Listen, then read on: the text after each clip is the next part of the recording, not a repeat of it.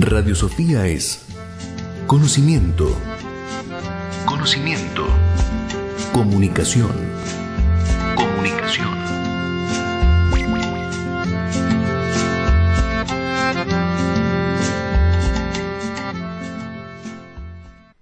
Aprendemos juntos, porque de estar juntos y aprender se trata. Porque de cada una de las personas y de cada una de las circunstancias de la vida, aprendemos. Y porque creemos que la educación es presente y futuro, realidad y fantasía, es posibilidad de crecimiento, es el camino a un mundo interior y exterior mejor. Los invitamos a participar y a hacer el programa entre todos, porque aprendemos juntos.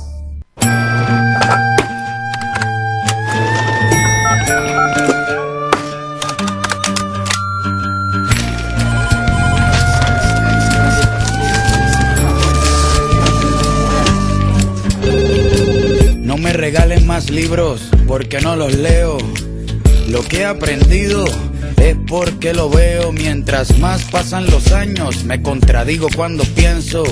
El tiempo no me mueve, yo me muevo con el tiempo. Soy las ganas de vivir, las ganas de cruzar, las ganas de conocer lo que hay después del mar. Yo espero que mi boca nunca se calle. También espero que las turbinas de este avión nunca me fallen. No tengo todo calculado, ni mi vida resuelta.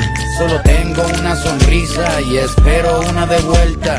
Yo confío en el destino y en la marejada. Yo no creo en la iglesia, pero creo en tu mirada. Tú eres el sol en mi cara. Cuando me levanta, yo soy la vida que ya tengo. Tú eres la vida que me falta. Así que agarra tu maleta, el bulto, los motetes, el equipaje, tu valija, la mochila con todos tus juguetes y...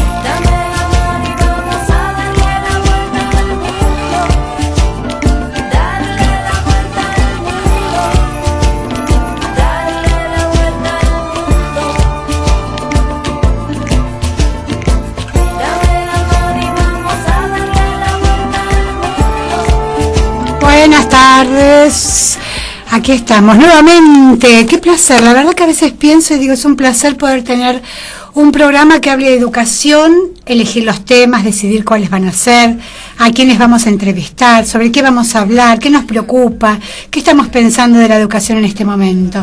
Realmente para mí es un placer absoluto hacer este programa. Este programa que es idea, producción y conducción de Claudia Rosales, operadora Aldana, y para comunicarse vamos al Facebook, directamente Aprendemos Juntos Educación Rosales. El teléfono de la radio es 52 19 10 42, interno 205 por si alguien quiere hablar. Y les cuento que todos los programas están siendo subidos a YouTube. Solamente con poner Aprendemos Juntos ya ustedes van a poder encontrarlos. El programa de hoy es un programa muy especial. La verdad que ya de pensarlo me emociona hablar de esto. Está íntegramente dedicado, no vamos a hablar nada más que de este tema y de esta cuestión. No vamos a pasar recomendados ni nada por el estilo. Vamos a dedicar todo el programa a los chicos, especialmente a los chicos diagnosticados con síndrome de Asperger. A las vidas de estos chicos, a sus papás y especialmente a la escolaridad. Vamos a tener hoy dos entrevistados. Vamos a tener una entrevistada que es una mamá. Y vamos a tener a uno de los especialistas más importantes de Argentina, o al especialista más importante de Argentina, en estos temas, en el síndrome de Asperger, que es Daniel Valdés. Síndrome de Asperger y autismo, bueno, él es especialista en varios de estos temas. Voy a presentar a Elena. Elena es una mujer que trabaja, que estudia, que lucha como cualquier mujer de la Argentina y que tiene 2 hijos. Es mamá de Lucas y de Joaquín. ¿No es así, Elena? Sí, Claudia, exactamente. Mamá de Lucas y de Joaquín. Buenas tardes, gracias por invitarme. Un placer estar en tu programa, un programa que se dedica exclusivamente a educación, algo tan importante para tantos chicos y para tantas familias realmente. Así que sí, tengo 2 chicos, Lucas de 23 años y Joaquín de 12 con síndrome de Asperger.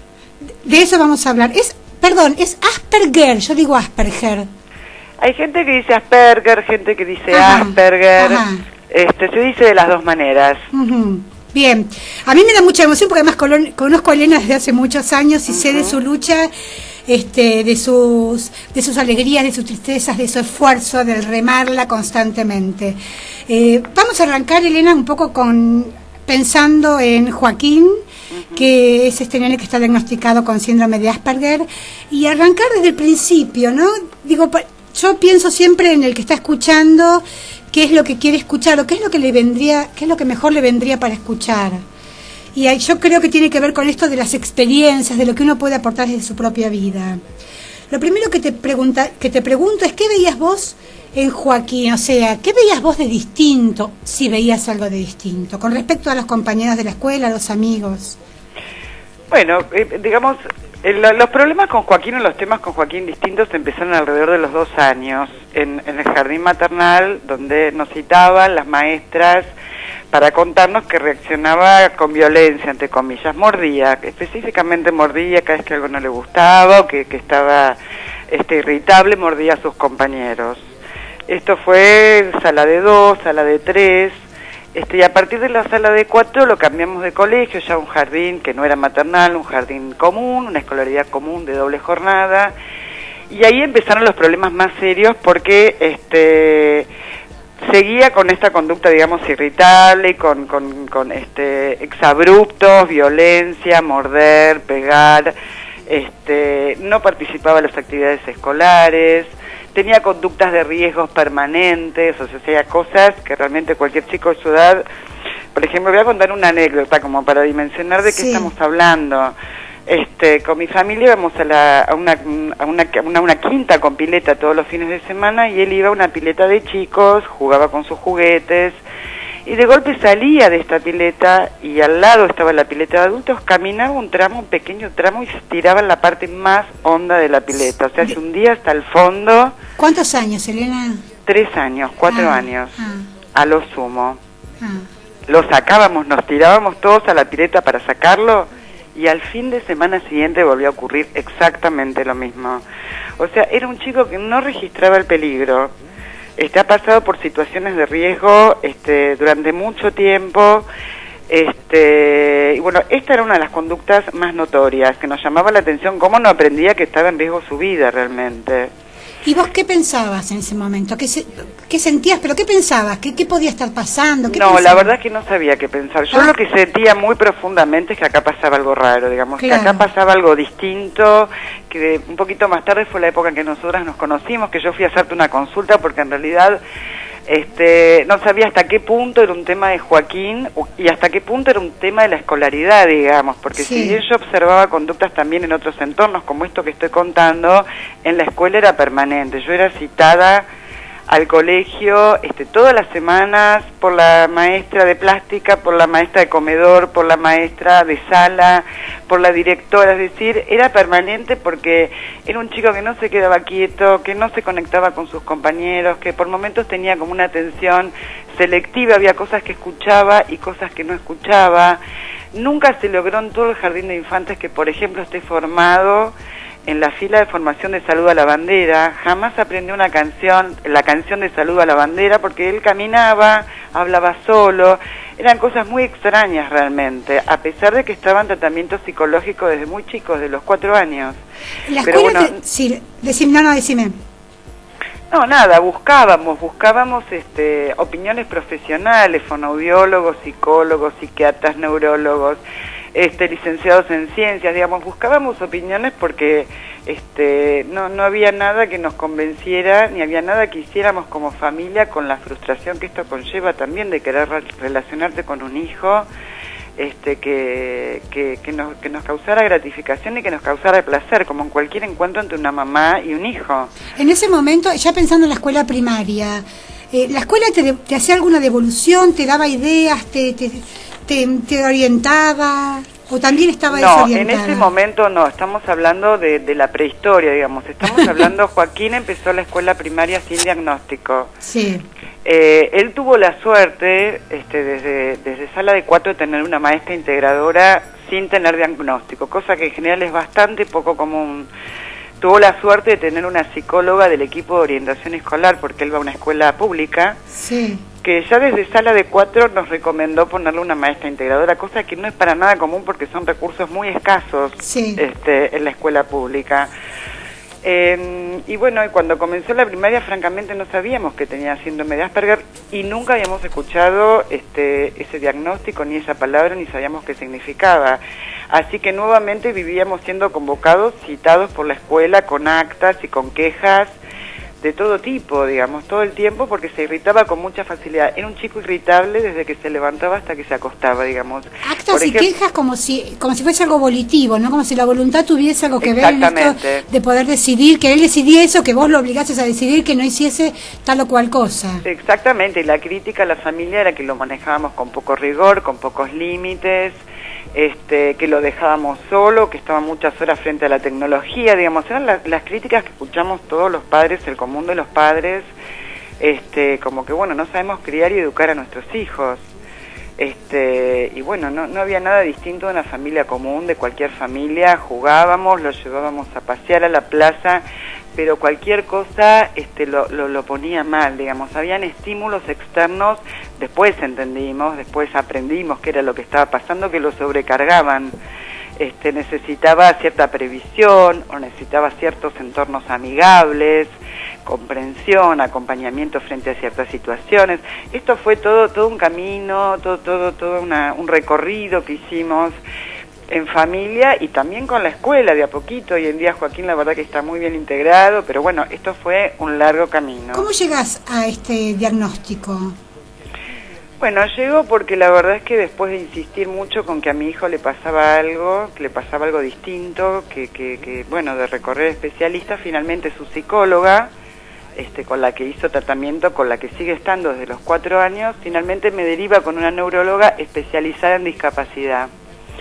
Y bueno, ella sí, digamos, cuando lo ve, conversa conmigo como 1 hora, lee un informe de la psicóloga, habla con él, y bueno, y yo lo primero que le digo es, yo estoy buscando una respuesta, acá pasa algo, yo no sé qué será, pero yo no puedo creer que no pueda criar a mi hijo, que no sepa cómo llevarlo, cómo tratarlo, y ella me dice, después de todo esto que te comento, me dice, yo te voy a decir lo que tu hijo tiene.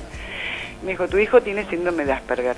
Esa fue la primera aproximación, el primer comentario que yo escuché. Después de eso vino un diagnóstico formal y real, en realidad 2 diagnósticos con 2 profesionales distintos de distintos lugares.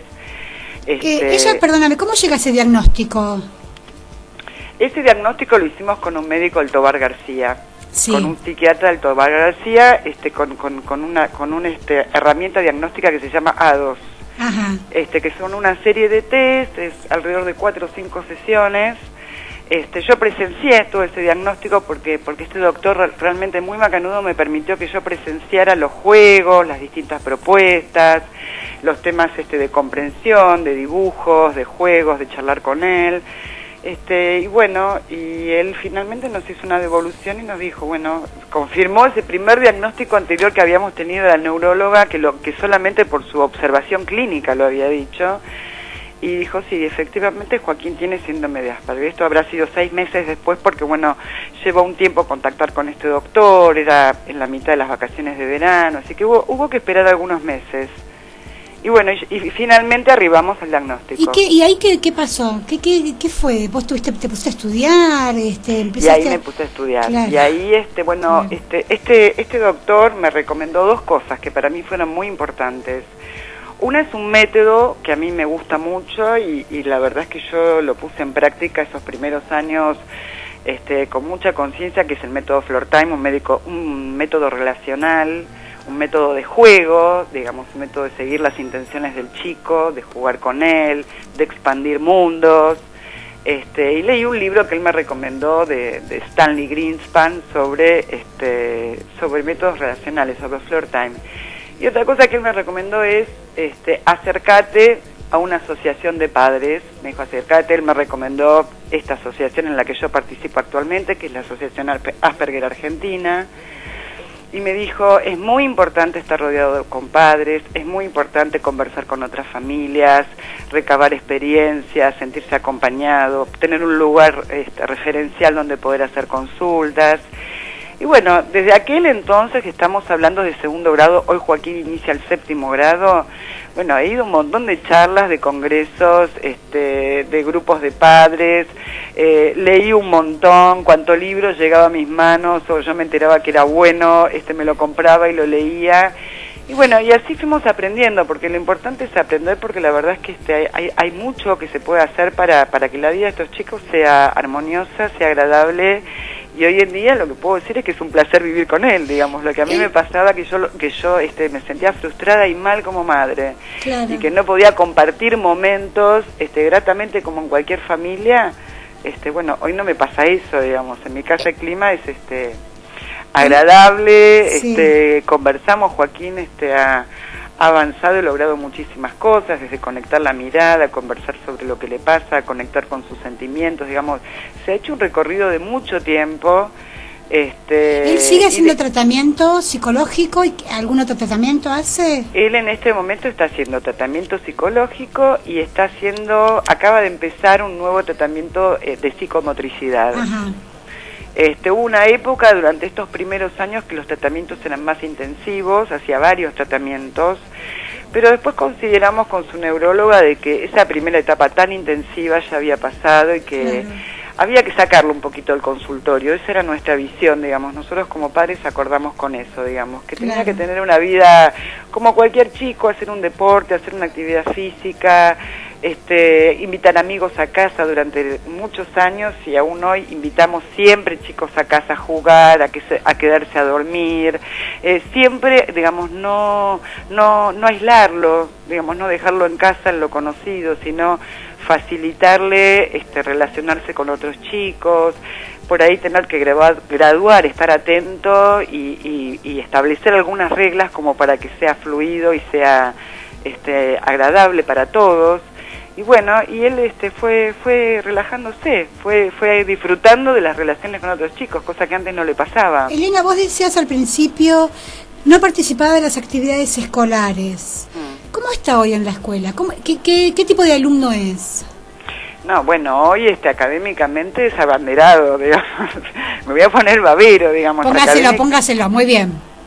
Me lo pongo, la verdad que sí, como cualquier mamá. O sea, él está empezando 7º grado. Él está comenzando 7º grado y bueno, ahora va a iniciar el viernes la actividad escolar, el ciclo lectivo, y va a portar la bandera argentina. Y de solo decirlo se me pone la piel de gallina, por supuesto, porque fue un chico que estuvo a punto de ser expulsado muchas veces de la escuela.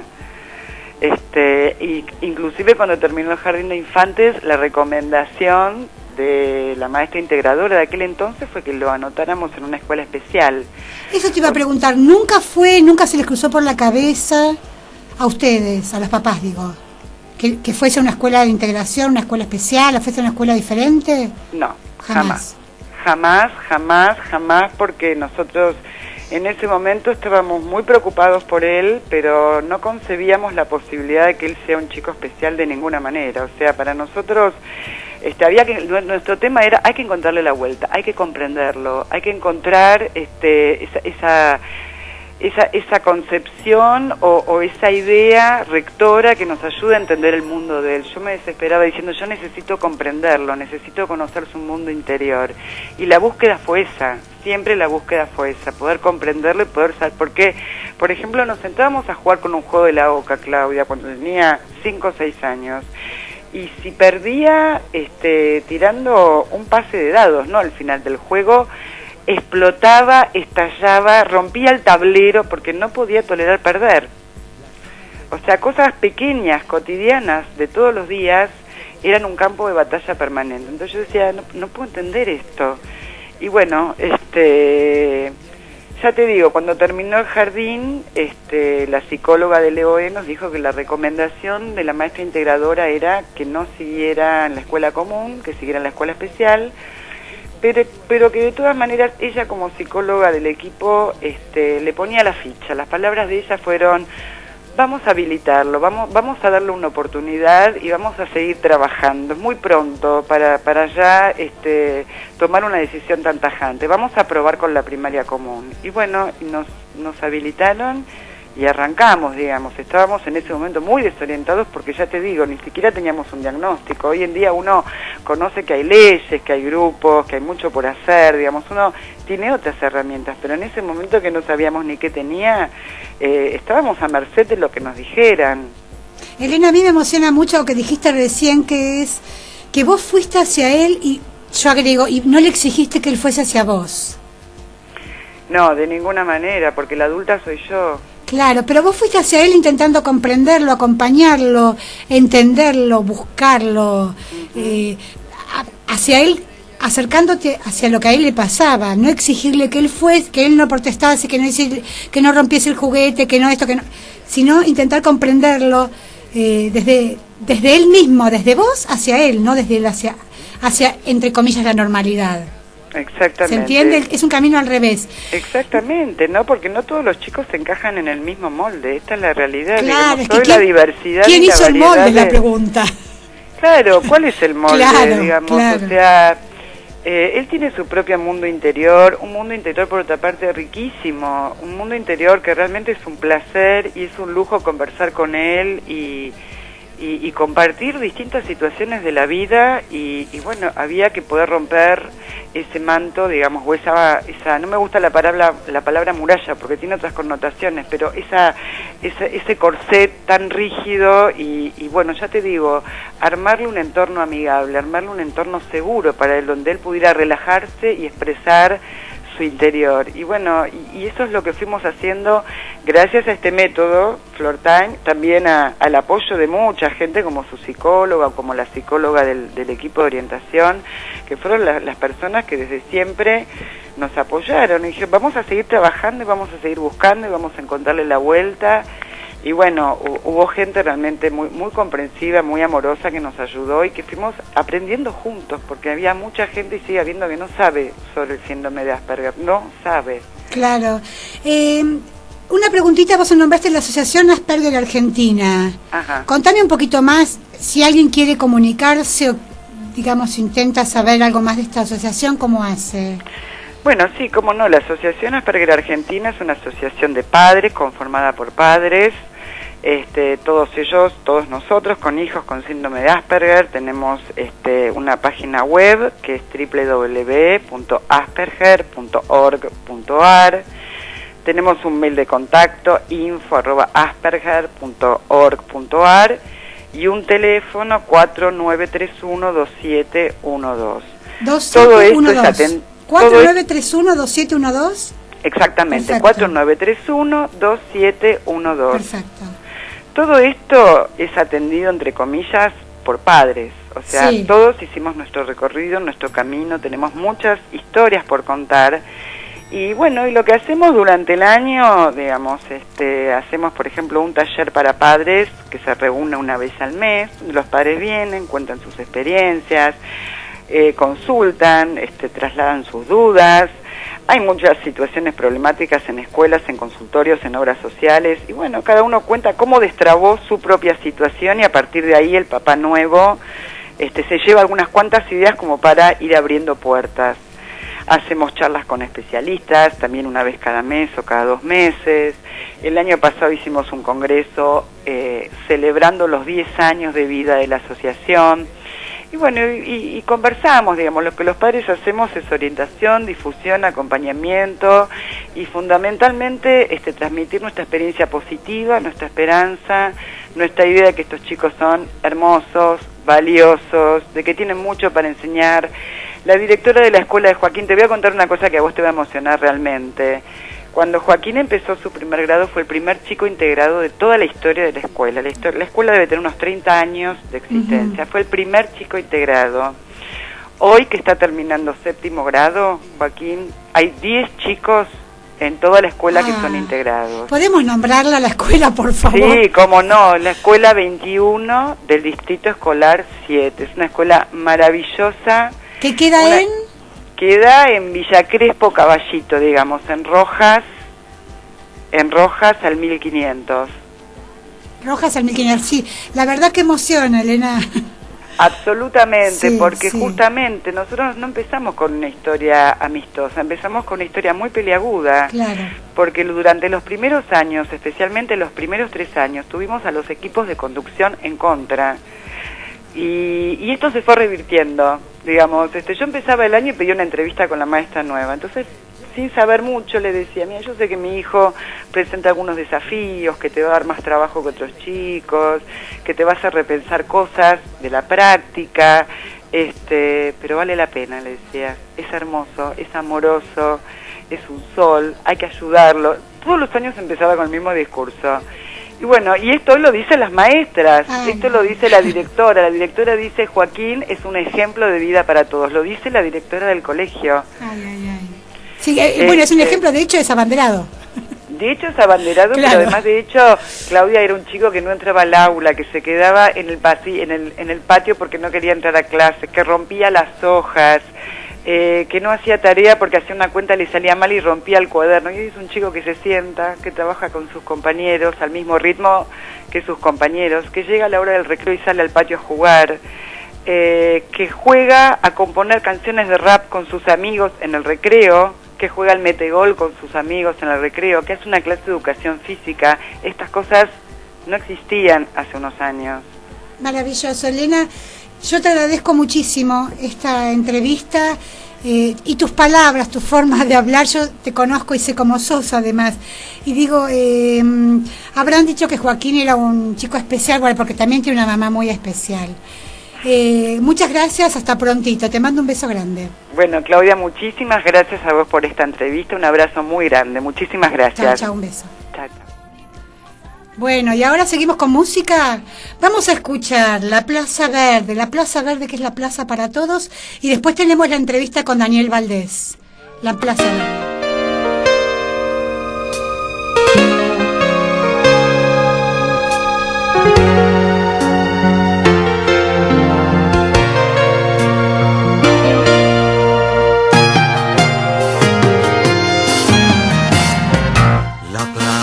Verde para todos los chicos, la plaza verde como una pradera,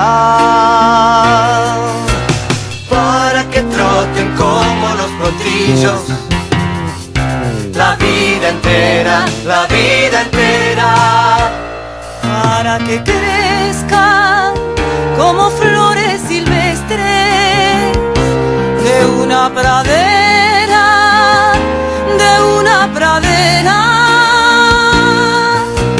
para que trinen como pajaritos, la vida entera,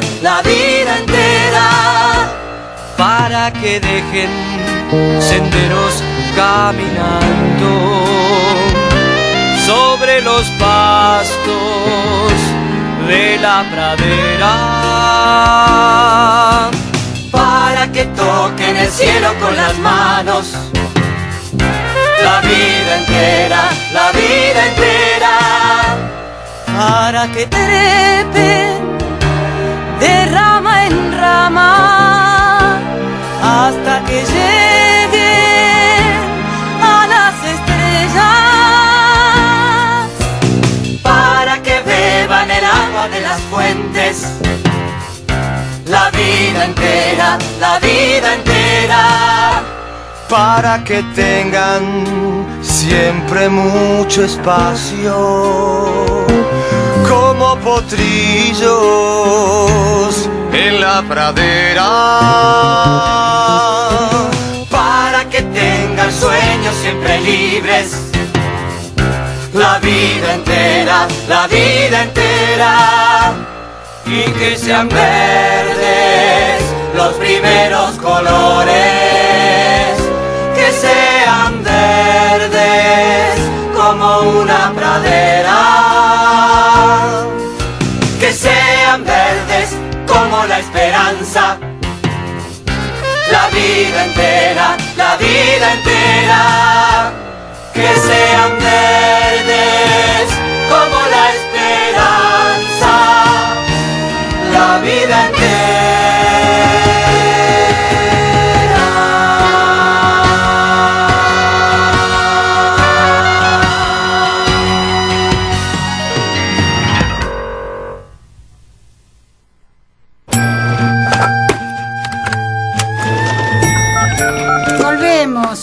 tuvimos una entrevista con una mamá, con Elena, mamá de Joaquín, que fue muy, muy emotiva, porque es una lucha y son aprendizajes y son esfuerzos de ambas partes, padres e hijos, y unos logros increíbles. Tengo en el aire ya a Daniel Valdés, pero lo voy a presentar antes. Y cuento que estamos de celular a celular, así que los problemas tecnológicos que puedan suceder pueden ser varios. Pero es un lujo tenerlo. Es doctor en psicología por la Universidad Autónoma de Madrid, profesor para la enseñanza primaria, o sea, es maestro. Licenciado en psicología por la Facultad de Psicología de la UBA y graduado en terapia cognitiva post-racionalista. Es profesor de la UBA y en otras universidades. A mí me causó esta gracia, porque cuando lo comenté y lo puse en Facebook, que el entrevistado era Daniel Valdés, todo el mundo me decía, fue profesor mío. Leyendo la cantidad de universidades en las cuales es profesor, claro, digo, todos atravesamos alguna cátedra con él. Es asesor de instituciones educativas, profesor de la licenciatura en Educación Especial de la Universidad Nacional del Litoral, director de la diplomatura en Autismo, Síndrome de Asperger de la Universidad de Belgrano, terapeuta orientador de equipos de intervención psicoeducativa, bueno, autor de numerosos artículos y libros, artículos en revistas especializadas. Es docente de la maestría en Psicología Cognitiva de la Universidad de Buenos Aires, donde yo fui alumna, y de la maestría de Psicología Cognitiva de Flaxo, yo fui de Flaxo, no de Buenos Aires. Y forma parte del consejo editorial de la revista Infancia y Aprendizaje, creo que mucho más, ¿no, Daniel? ¿Me escuchás? Creo que me quedé corta, pero bueno, era un poco para que sepamos quién sos y de dónde venís. Si uno googlea tu nombre, aparece muchísimo relacionado con Asperger y con autismo. Vos te especializás en esos ámbitos, ¿no? Claro, yo me especializo en esos ámbitos. En principio, te agradezco mucho la presentación y la invitación a participar en el programa, antes que nada, y quería dar buenas tardes a todos. Y sí, te cuento que yo me especializo en esos ámbitos. En principio empiezo, como vos decías, como maestro de escuela, y eso fue para mí una experiencia muy importante. Siempre fui un apasionado de la educación, y luego, hice psicología. Entonces, todo lo que fuera desarrollo, educación y clínica, creo que confluyen de una manera particular en los trastornos del desarrollo. Entonces, para eso fui a hacer el doctorado en España, donde me especialicé específicamente en autismo y síndrome de Asperger. ¿Qué es el síndrome de Asperger o el autismo en su totalidad? ¿Qué nos podrías explicar? Sí, dicho brevemente, podemos decir que es un trastorno del desarrollo que tiene un origen neurobiológico. ¿Qué significa hablar de un trastorno del desarrollo? Significa hablar de una alteración en la comunicación, en las relaciones sociales, en el lenguaje y en la flexibilidad. En la flexibilidad, ¿por qué? Porque hablamos muchas veces de patrones obsesivos o de, por ejemplo, dificultades para aceptar los cambios. Esas tres áreas, la flexibilidad, la comunicación y el lenguaje y las relaciones sociales, están afectadas en distinta medida en los trastornos del desarrollo. ¿Y el aprendizaje? Bueno, evidentemente hay dificultades de aprendizaje, pero ahí lo que hay que ver muy claramente es lo que se ha adoptado en este momento en los manuales internacionales, que es lo que se llama la perspectiva dimensional. ¿Qué significa? Que lo que tenemos que plantear no es tanto una categoría diagnóstica o una etiqueta diagnóstica y nada más, sino conocer los niveles de desarrollo que cada sujeto puede alcanzar en distintas áreas. Porque hay chicos que tienen dificultades, pero evidentemente siempre pueden aprender, y lo que tenemos que ver es cuáles son las ayudas, cuáles son los soportes, cuáles son las claves que necesitan para poder aprender. Muchas veces el problema, sobre todo en el síndrome de Asperger, o en lo que se ha llamado autismo de alto funcionamiento, muchas veces el problema no es específicamente de aprendizaje. Lo que ocurre en nuestra cultura es que aprendemos en sociedad, aprendemos en grupos, aprendemos en contextos sociales. Entonces, muchas veces lo que cuesta no es el aprendizaje en sí mismo, sino justamente el compartir con otros, las relaciones sociales, la interacción social, Y claro, al costarte, al tener dificultades para la interacción social, evidentemente ahí es donde aparecen los problemas de apropiación de contenidos, por ejemplo. Pero claro, porque los contenidos no se apropian en el vacío, sino en un contexto de intercambio, en un contexto afectivo, comunicativo y social. Recién hablábamos con una mamá que tiene un nene que está diagnosticado con Asperger, y ella decía que cuando comenzó la escolaridad directamente no participaba de las actividades escolares. Él ahora tiene 12 años, comienza el 7º grado y es abanderado. Claro. Puede llegar a suceder esto, digamos, este logro, claro, porque infinito. Lo que nosotros planteamos, evidentemente de lo que se sabe en la actualidad, específicamente era el síndrome de Asperger. Hay una alteración en el desarrollo y está afectada lo que llamamos la inteligencia emocional, es decir, esta inteligencia que te ayuda a vincularte con otros, que tiene que ver con la empatía, con justamente la interacción social, la comprensión de emociones, pero lo que llamamos inteligencia lógico-matemática está preservada. ¿Qué significa? Que las personas con síndrome de Asperger, desde el punto de vista lógico-matemático, son inteligentes, incluso tienen un nivel de inteligencia a veces más alto que los pares. Pero el problema está en trabajar justamente, en crear sistemas de apoyo. ¿Para qué? Para superar esas barreras en relación con las dificultades, con la inteligencia emocional o con las relaciones sociales. ¿Esto tiene que ver con la mirada mental que vos hablás en tus textos? Claro, esto tiene que ver con la mirada mental. ¿En qué sentido? Cuando hablamos de mirada mental, ¿de qué estamos hablando? Y bueno, justamente estamos hablando de la inteligencia emocional, técnicamente lo que llamamos teoría de la mente, es decir, la capacidad que tenemos las personas de comprender, de interpretar emociones en los otros, de leer la mente de los otros a partir, por ejemplo, de sus gestos, de lo que dicen, pero también de lo que no dicen.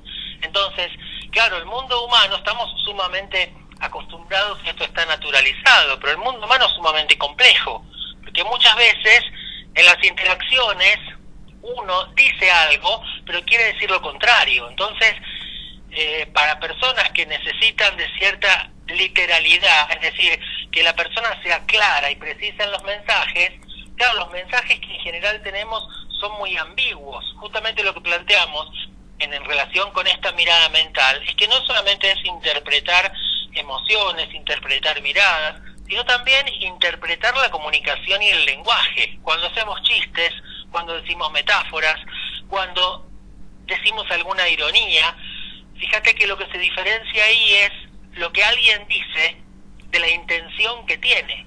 Entonces, esto es realmente es una operación muy compleja de realizar. Imagínate que alguien canta y me pregunta, ¿qué tal canté? Y yo le digo, cantaste muy bien, no lo hagas nunca más.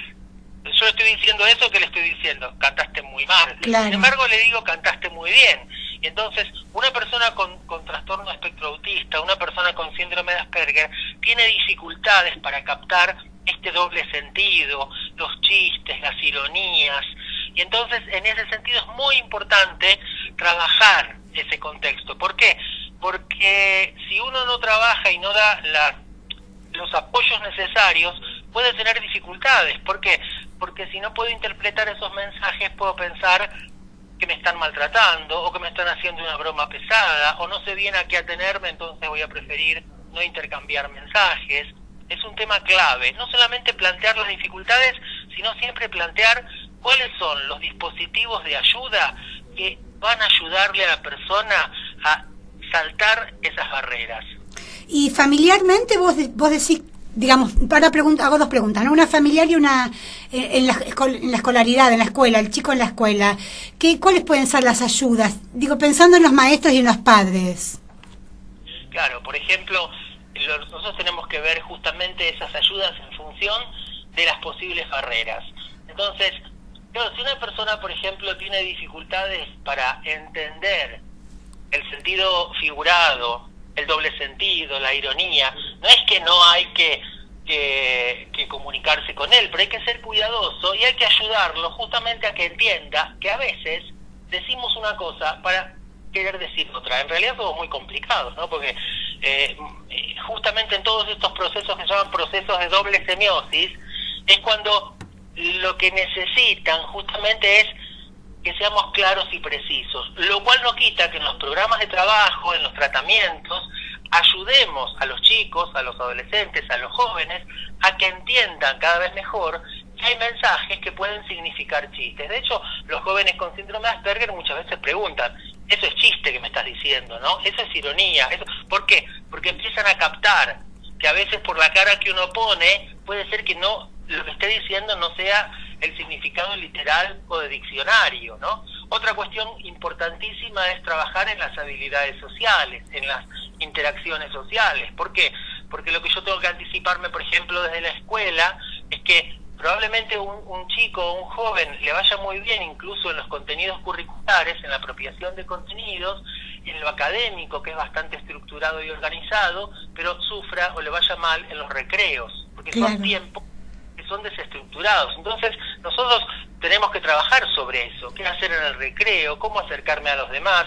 Los jóvenes con síndrome de Asperger no es que no quieran vincularse, no es que no les guste tener amigos necesariamente, muchas veces quieren tener amigos y quieren vincularse, pero tenemos que darle claves y pautas para ayudarlos a cómo vincularse mejor, porque a veces ocurre que la forma de vincularse para los demás es una forma que a veces es rara o no aceptan. Te doy un ejemplo muy concreto, un nene de 7 años que para buscar a sus compañeros lo que hacía era gritarle su nombre a viva voz en el oído. Claro, imagínate, le decía ¡Facu!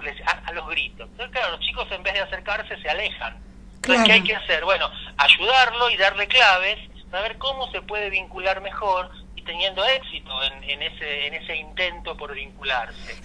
La peor manera de discriminación en estos casos, la peor manera de exclusión justamente es no intentar dar la mayor cantidad de soportes posibles, que luego obviamente se van retirando con el tiempo, porque la idea es que cada chico, cada joven, cada adolescente sea autónomo, pero hay claves muy importantes que hay que dar, ¿no?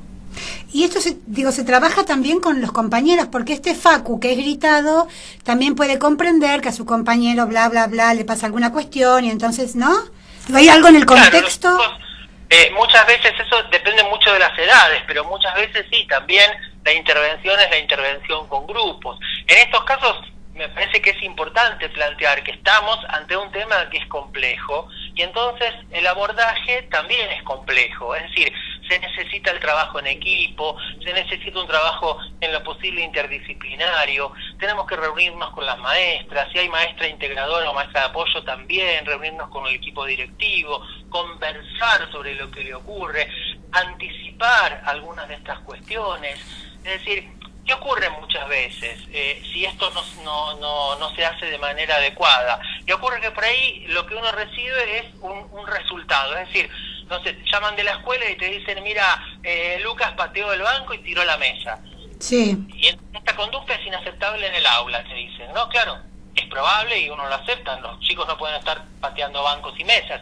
Pero si uno trata de indagar qué es lo que ocurrió, probablemente ocurrió que la maestra había dicho que iba a trabajar con un determinado tema, en el medio no pudo terminar y continuó, y ese cambio, por ejemplo, Lucas había llevado un mapa y no lo usan, y no le avisan que no lo van a usar, no tiene la anticipación de vida, entonces se empieza a poner ansioso, se enoja porque lo vive como una tradición, y por ahí eso hace que haga una conducta que en el contexto es desajustada, pero eso muchas veces se evita simplemente con una agenda, si escribe y lee con escritura, y si no una agenda visual, donde indica, bueno, qué actividad va a venir después, qué actividad se suspende y no la van a hacer, y eso evita justamente el malestar emocional o la expresión, lo que a veces se llama en el contexto una conducta inadecuada, que en realidad, bueno, es una manera de comunicar que no se siente bien, evidentemente no es una manera funcional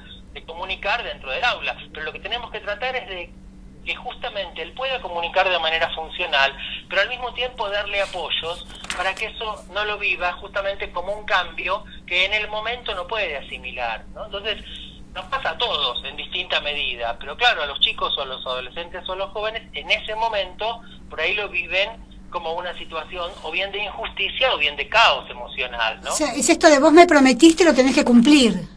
Exactamente. Y como además esas promesas muchas veces se toman como de manera literal. Claro. Yo estoy entusiasmado desde el día anterior que voy a usar un mapa y después la maestra me dice que bueno, el mapa lo dejamos para después porque seguimos con matemáticas.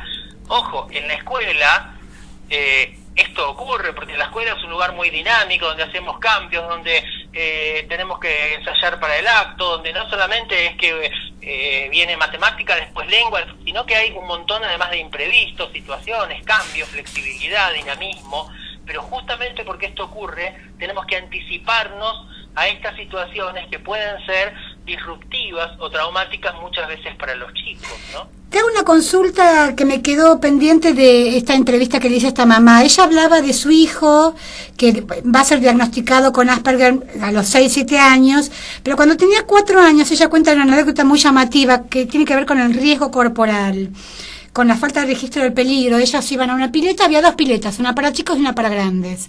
Él no sabía nadar y a los 3 años se metía en la chiquita, salía e inmediatamente lo primero que hacía era tirarse en la grande y llegar hasta el fondo, digamos, no podía salir. Tenían que ir a rescatarlo. Y ella dice, en textuales palabras dice, bueno, no registraba el peligro. Que un nene de 4 años de verdad se registra, ¿no? Claro. Ahí que... Claro, porque sí. yo creo que en ese ejemplo, que es un muy buen ejemplo para entender una cuestión que es clave. Vos bien lo decías, un nene con desarrollo típico por ahí puede registrar X situación.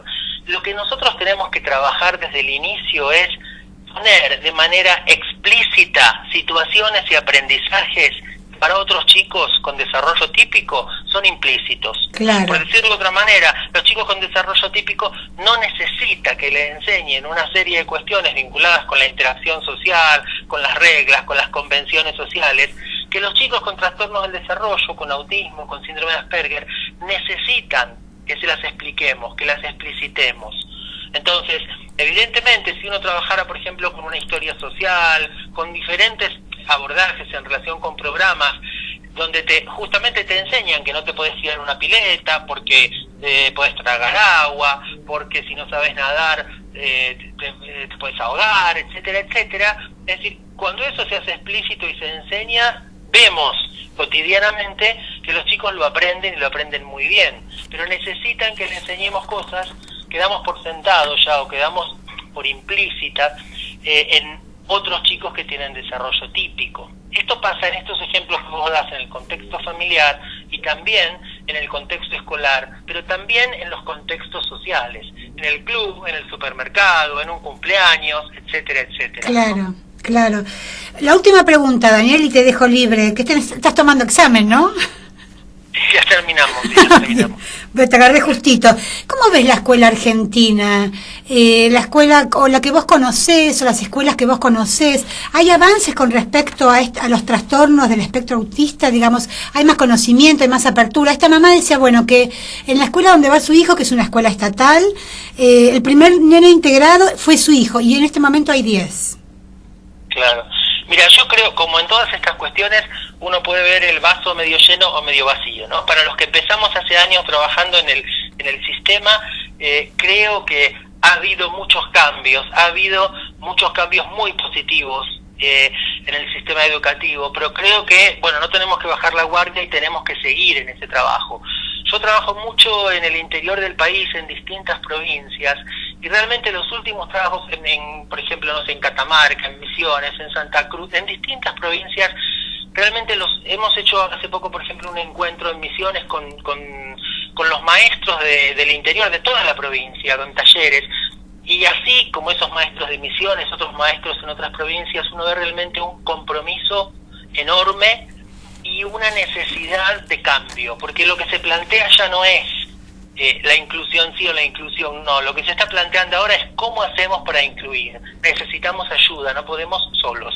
Y en ese sentido lo que yo comentaba antes, la importancia del trabajo en equipo, la importancia de que podamos decir, mira, no sé cómo hacer esto, vamos a ver, nos sentamos y tratemos de armar algo. Es decir, necesitamos además armar de manera conjunta y consensuada proyectos de inclusión, porque si no lo hacemos nosotros en la escuela, lo termina haciendo el juez por un recurso de amparo, o lo terminan haciendo en función justamente de la política de derechos, porque eso es clave. Estamos planteando la política de derechos humanos en términos de las convenciones internacionales y de los derechos de las personas con discapacidad. Entonces, no tenemos que plantear como un favor o la buena voluntad de un director o de una maestra, que muchas veces sí tienen esa buena voluntad, pero no se tiene que plantear de manera individual, sino como los derechos de la persona con autismo, con síndrome de Asperger, y los derechos de su familia a tener una educación adecuada.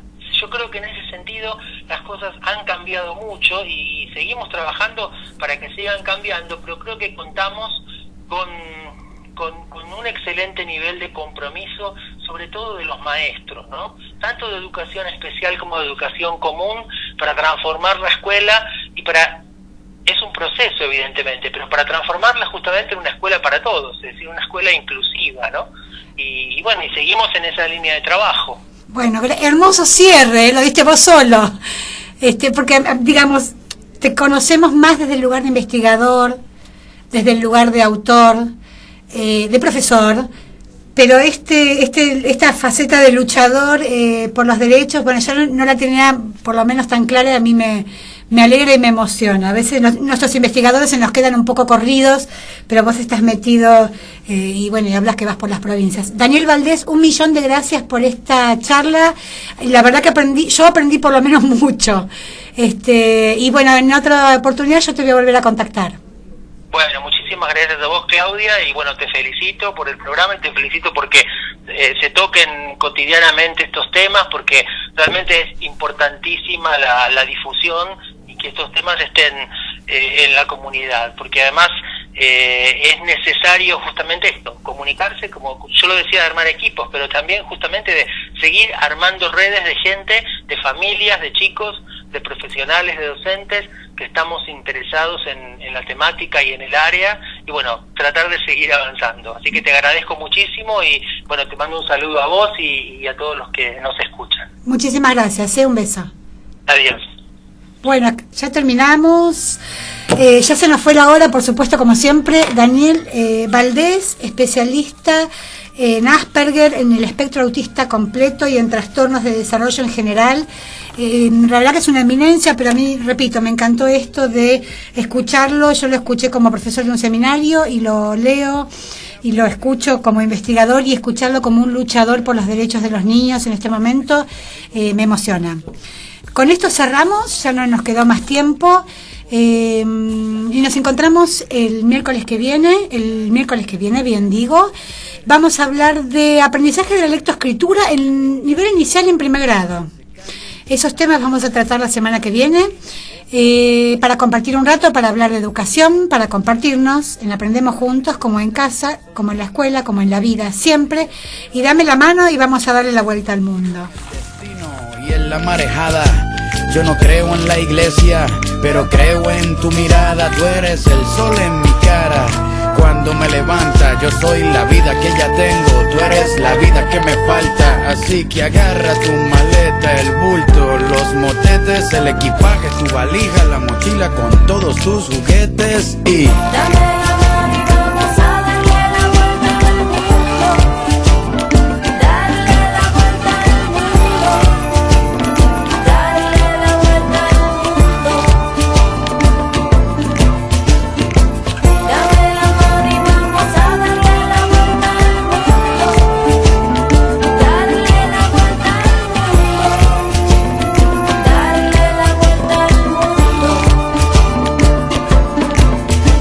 La renta, el sueldo, el trabajo en la oficina, lo cambié por las estrellas y por huertos de harina. Me escapé de la rutina para pilotear mi viaje, porque el cubo en el que vivía se convirtió en paisaje. Yo era un objeto esperando a ser ceniza. Un día decidí hacerle caso a la brisa, a irme resbalando detrás de tu camisa. No me convenció nadie, me convenció tu sonrisa, y me fui tras de ti persiguiendo mi instinto. Si quieres cambio verdadero, pues camina distinto. Voy a escaparme hasta la constelación más cercana. La suerte es mi oxígeno, tus ojos son mi ventana. Quiero correr por 7 lagos en un mismo día, sentir encima de mis muslos el clima de tus nalgas frías llegar al tope de la sierra, abrazarme con las nubes, sumergirme bajo el agua y ver cómo las burbujas suben y